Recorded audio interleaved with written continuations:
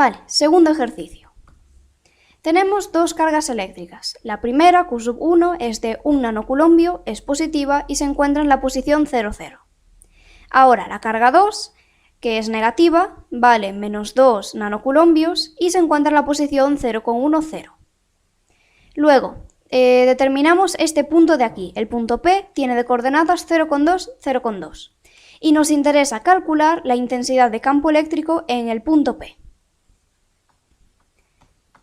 Bueno, todos estos valores, estas coordenadas ya están en metros. Vale, pues ¿cómo podemos calcular la intensidad de campo eléctrico en el punto P? Como tenemos dos cargas generando campo eléctrico, vamos a tener dos vectores, intensidad de campo eléctrico, actuando sobre este punto. Vamos a representarlos. La intensidad de campo eléctrico en el punto P generado por la carga 1, podríamos representarlo mediante este vector.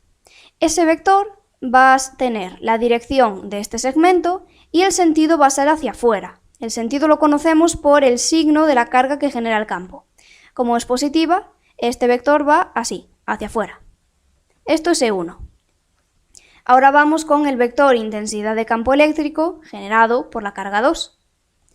La dirección de ese vector va a ser la de este segmento y su sentido va a ser hacia adentro, hacia la carga, porque esta carga que genera el campo es negativa. Pues vamos a ponerlo así. Intensidad de campo eléctrico 2.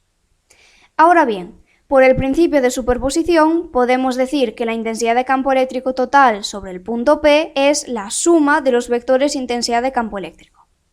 Si lo sumamos gráficamente nos quedaría algo así. Ahí está. Este es el vector que queremos calcular, la intensidad de campo eléctrico total. Pues bien, para poder calcularlo, primero necesitamos hallar las intensidades de campo eléctrico de la carga 1 y de la carga 2. Vamos con la intensidad de campo eléctrico 1. Será el valor de K, como no nos dicen nada, suponemos que las cargas están en el vacío, por la carga 1, entre la distancia que separa a la carga 1 del punto P al cuadrado por el vector unitario. Ese vector unitario tiene módulo 1 y además la misma dirección y sentido que el vector E1. Así que podríamos representarlo de esta forma. Vale, ya casi tenemos todos los datos para calcular la intensidad de campo eléctrico 1. Solo nos falta calcular el vector unitario y la distancia. ¿Cómo podemos calcular la distancia? Pues si nos fijamos, la distancia coincide con el módulo de este vector de aquí. Vamos a decir que este vector es el AP, porque este punto es el A y este es el P. Calculamos el vector AP. Podemos hacerlo restando coordenadas, extremo menos origen, o ya gráficamente. Vemos que la componente X es esta, 0,2, y la componente Y es también 0,2. Así que el vector AP es el 0,2Y más 0,2J. Y estos son metros.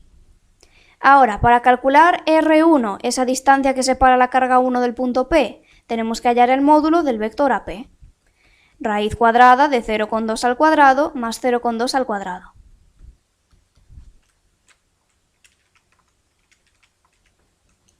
Raíz de 2 partido por 5 metros. Bien, ahora hay que calcular el vector unitario. Para ello podemos reutilizar el vector AP. Vemos que este vector ya tiene la misma dirección y sentido que el unitario. Lo único que tenemos que conseguir es reducir su módulo hasta que sea 1. Para ello vamos a normalizarlo. Entonces, el vector unitario 1 es el vector AP normalizado. Para normalizar el vector dividimos ese vector AP entre su módulo. El vector AP es el 0,2Y más 0,2J y el módulo ya lo calculamos por aquí, daba raíz de 2 partido por 5. Vale, pues el vector unitario es el raíz de 2 partido por 2Y más raíz de 2 partido por 2J. Metros. Vale, ya podemos calcular la intensidad de campo eléctrico 1.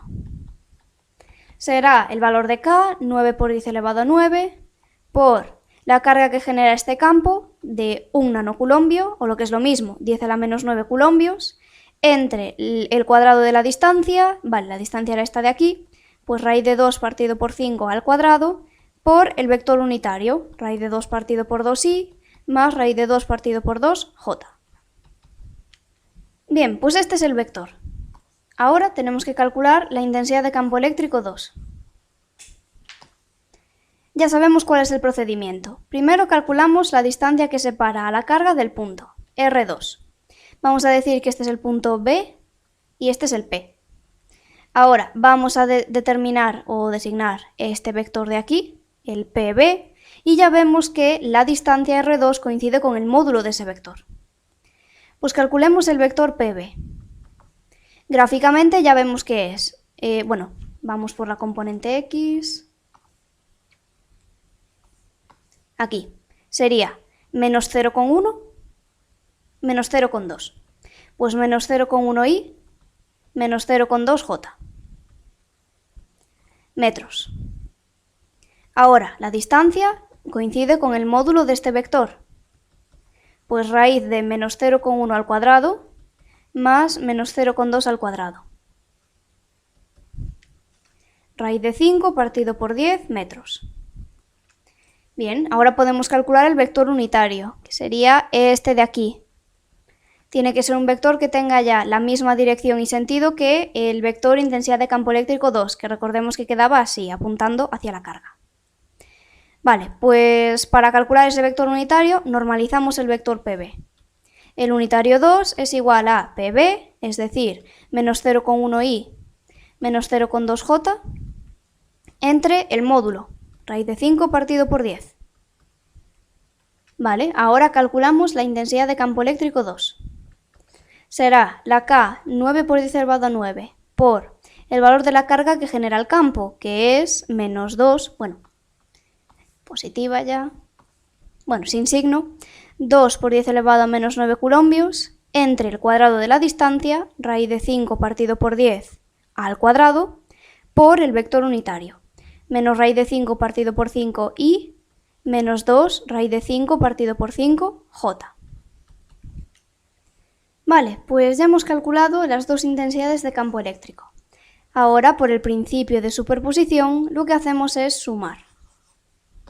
Pues la intensidad de campo eléctrico total sobre el punto P va a ser la intensidad de campo eléctrico 1 más la intensidad de campo eléctrico 2. Y esto da menos 81,46i menos 242,46j newtons partido de coulombio.